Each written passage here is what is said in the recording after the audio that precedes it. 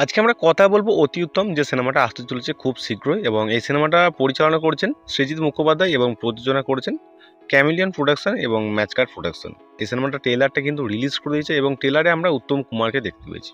বাঙালির সর্বশ্রেষ্ঠ অভিনেতা মানে আমরা উত্তম কুমারকেই বোঝাই।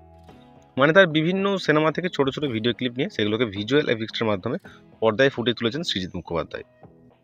৫৬টা পুরোনো সিনেমার দৃশ্য আমরা এই একটা সিনেমাতে দেখতে পাবো। সেই সব দৃশ্যগুলোতে দেখতে পাবো যেসব দৃশ্যগুলোতে বেশ কিছু মজার কথা বা রোমান্টিক কথা বলেছেন উত্তম কুমার। এর পাশাপাশি বিভিন্ন পোশাক আশাকেও তাকে আমরা দেখতে পাবো। তাকে আমরা দেখতে পাবো রূপলি পর্দায় কিন্তু সাদা কালোর গন্ধ মেখে।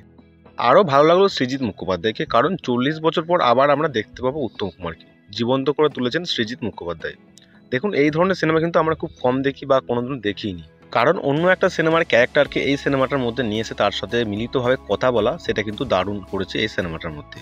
এই ছবিতে কৃষ্ণেন্দু চরিত্রে অভিনয় করছে অনিন্দ্র সেনগুপ্ত, যিনি একজন উত্তম কুমারের বিরাট বড় ফ্যান এবং তাকে নিয়ে নাকি পিএইচডি করছে, এবং ব্ল্যাক অ্যান্ড হোয়াইটে তার সাথে বিভিন্ন পোশাকে কথা বলে।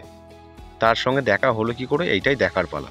এই ছবিটার মধ্যে বেশ কিছু কমেডি আমরা দেখতে পাবো। তাছাড়াও কৃষ্ণেন্দুর পিতার চরিত্রে অভিনয় করতে দেখা যাবে সুভাষিস মুখোপাধ্যায়কে, এবং লাবণী সরকার, গৌরব চ্যাটার্জি, রোশনি ভট্টাচার্যকেও দেখা যাবে এই ছবিটার মধ্যে। 22শে মার্চ ছবিটি মুক্তি পেতে চলেছে, আর বক্স অফিসে ভালো একটা ঝড় তুলতে চলেছে এই সিনেমাটা, কারণ বাঙালি মানেই উত্তম কুমার। এই ছিল আজকের ভিডিও, আর আরও কিছু জানতে আমাদের সাথে জুড়ে থাকুন।